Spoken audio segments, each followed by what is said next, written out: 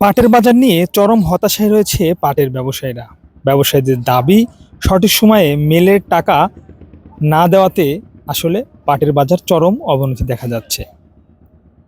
দর্শক, এই মুহূর্তে পাটের খবর পাবনা থেকে আমি রিপন রয়েছে আপনাদের সঙ্গে। প্রতিনিয়ত উঠানামা করছে পাটের দাম। বিভিন্ন নিত্য প্রয়োজন দ্রব্যের মতোই সাইজের উপর নির্ভর করে পাটের বাজার। এদিকে পাবনার বেশ কিছু হাট ঘুরে আমরা লক্ষ্য করেছি বাজার প্রায় স্বাভাবিক অবস্থানে রয়েছে।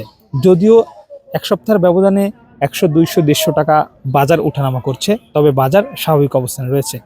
বিশেষ করে পাবনা জেলার অন্যতম হাট আতাইকুলা, পুষ্পপাড়া, চিনাখরা, এই সকল হাটগুলোতে পাটের সর্বনিম্ন বাজার চলছে 3400 থেকে শুরু করে সর্বোচ্চ 3800 টাকা পর্যন্ত।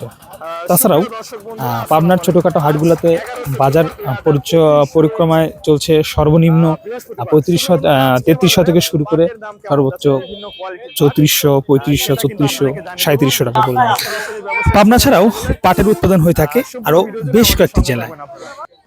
বেশ কিছু জেলায় আমরা খবরাখবর নিয়েছি, সেখানে সর্বনিম্ন বাজার পাবনার মতো প্রায় রয়েছে, তবে কোয়ালিটি ভেদে সবচেয়ে ফরিদপুরের পাটের দাম বেশি রয়েছে 3800 থেকে 3900 টাকা পর্যন্ত। তবে দেশের বাজারে পাটের দাম নিয়ে অনেকটা আতঙ্ক রয়েছে যারা পাট মজুতকারী। তারা যে বিষয়টা আমাদেরকে জানিয়েছেন, বর্তমান সময়ে যে পাটের দামটা রয়েছে সেটা উচ্চ দাম, কারণ বিগত কয়েক বছরের তুলনায় এবছরের বাজারটা কিন্তু অস্থির অবস্থানে রয়েছে।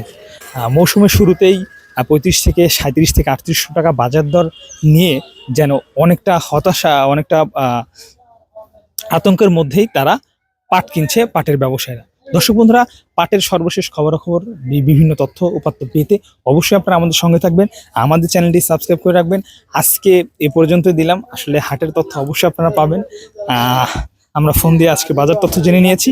আজকে এভাবে ভিডিওটা দিলাম। সবাই ভালো থাকবেন, সুস্থ থাকবেন, দেখা হবে পরবর্তী